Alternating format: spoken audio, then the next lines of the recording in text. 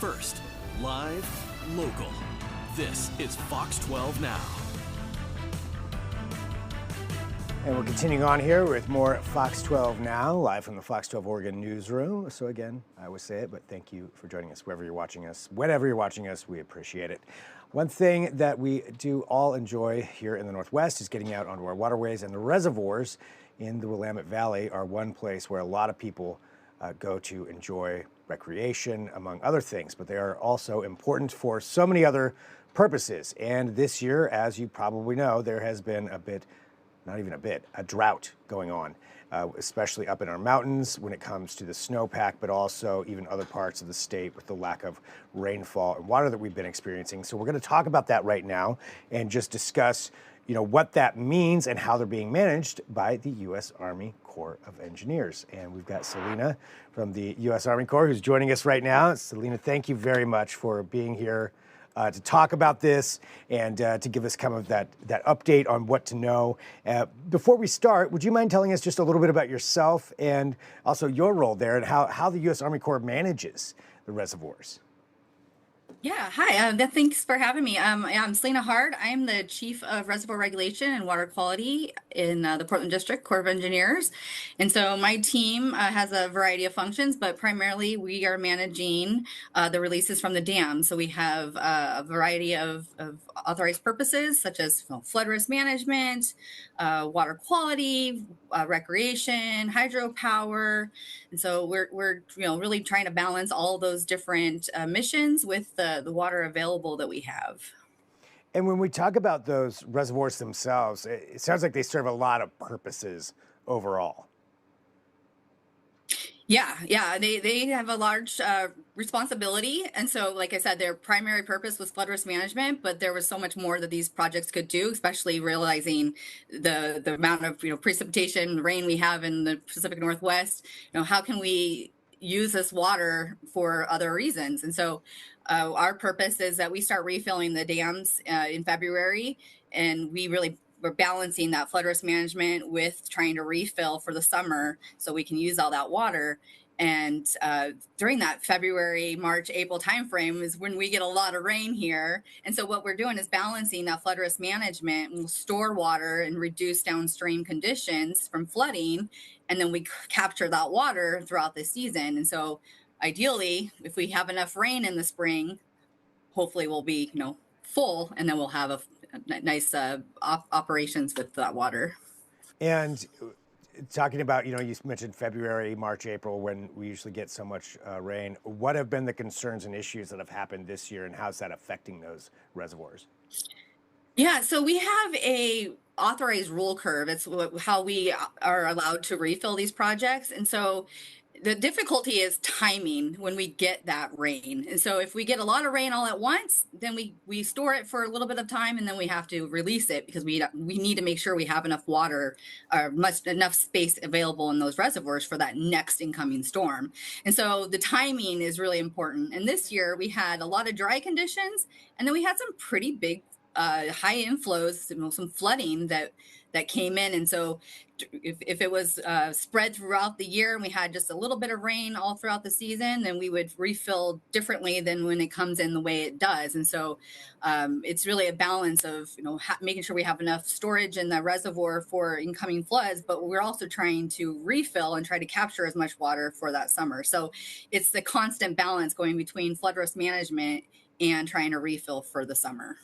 And when we were talking about refill for the summer, what is that water generally utilized for during the summer if you do have an adequate balance? Yeah, so the demands downstream have been increasing quite a bit over the years, but a lot of that water is being released to just make sure that the river is healthy. We have minimum flows to make sure that the water quality is good and the temperatures are good, and a lot of it is now for fish. So we're managing releases to make sure that fish have good habitat, the fish have good temperatures, and then we have irrigation, municipal and industrial water supply that we release water for. So a lot of irrigation downstream, and then of course the water water inside the reservoir being for recreation, and then the water that's being released. We have a few different things that we're doing, and we release that water through turbines, so we're making power during this time, and then we also release water for fish, so the fish are actually passing through outlets. So the water is being used for a variety of reasons constantly. Yeah, yeah. And sorry, we're live in the newsroom, so if you're hearing noise behind me, that's what's going on there. So yeah, used for a lot of purposes. And right now, this year, it sounds like a lot of the reservoirs are really below where they're supposed to be ordinarily. Is that right? Yeah, it depends on the water year. Ideally, we'd like to be as full as possible to maximize the amount of water that we can use. But I will say this year is definitely a challenge. It's one of the driest years that we've had in recent time, but we've had worse years, and we've had reservoirs refill much less than this. And so I think this is a pretty good year. We're going to still have a lot of recreation. The boat ramps, we still have a lot of boat ramps that are available. The reservoirs, there's a lot of water. There's a lot of space to manage, to boat there. There's a lot of parks that are available. The water that we're releasing is going to the rivers. The rivers are going to be enjoyable. So I think it's going to be a great year for recreation, even given the challenges that we've had this year. Okay, well, that's very good to hear. That's great to hear. Yeah. I guess, looking toward the rest of the summer, how will this affect, say, like wildfire management or anything like that? Are the reservoirs used for any of that by Bureau of Land Management or Department of Forestry, whoever the organization may be? Yeah, the biggest thing that our reservoirs get used for, I mean, there's definitely fire suppression. A lot of times they'll use their big helicopters and they'll do dipping and they'll pull water from the reservoir. So that's especially like a Lookout Point or Lost Creek down in the Rogue.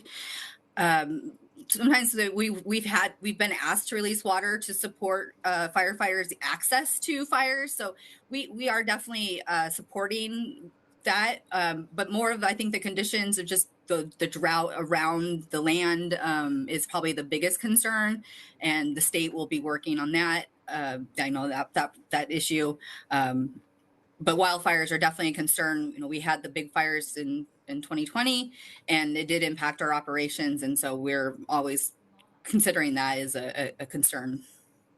Is there any concern about refilling the reservoirs based on the fact that we have such a snow drought up in the mountains there in the Cascades? The snow impacts on the reservoirs in the Willamette are really about the length of having that summer season. So this year, us not having that snow is really the resulting in us having a less full reservoir later on in the season. So as that snow melts, it becomes our base flow, which is our kind of inflows for the summer. And so not having that snow means less inflows. And so we're just going to see that those reservoirs probably draft faster than maybe some other years. And that's why we really are going to count on those lower boat ramps to ensure that we have a good year. Is there anything that the public can be doing to help out with this situation, or that they should be most aware of when it comes to the reservoir status here for going into summer? Yeah, I mean, just monitoring conditions. Obviously, the lack of precipitation does affect how we manage the reservoirs. And so we do have a site called the Teacups. If you Google Willamette Teacups, you can find a site that talks about our reservoir and how full they are and where the boat ramps are. So easily go out there, and before you get out to go recreate, to go see where the boat ramps are and make sure that it's somewhere that you can take your boat and just go out and enjoy. All right. Well, hey, thank you very much for joining us to talk about this. Anything else that you think is important for people to know? Just want to make sure people are safe out there and wear their life jackets. Yep, Thank absolutely. you. Yeah. All right. Thank you so much. Really appreciate your time here. All right. Thank you. Take care. You too. And for everybody watching, we are live streaming here, but another great segment there just talking about outdoor recreation, but also the reservoirs and just understanding how that's all managed. So that's what we get to do with these longer form segments. You can feel free to watch those after the fact also on our apps and website. We're going to continue on here. We've got more to talk about. We'll switch gears next. We're going to talk about the World Cup, which is coming here to the Northwest, to Seattle specifically, but there's also some Portland involvement that's happening. Gosh, in less than a month, I believe, is when it starts up. So a huge, huge worldwide event taking place there. And if you haven't watched a lot of soccer or football. We're going to have some help for you here next with an author who's going to give us a little bit of a guideline to watch and act like you know what you're talking about. I'll just say it that way. So that's coming up next. We're going to take a break here, though, and we'll be back with more right here on Fox 12 Now.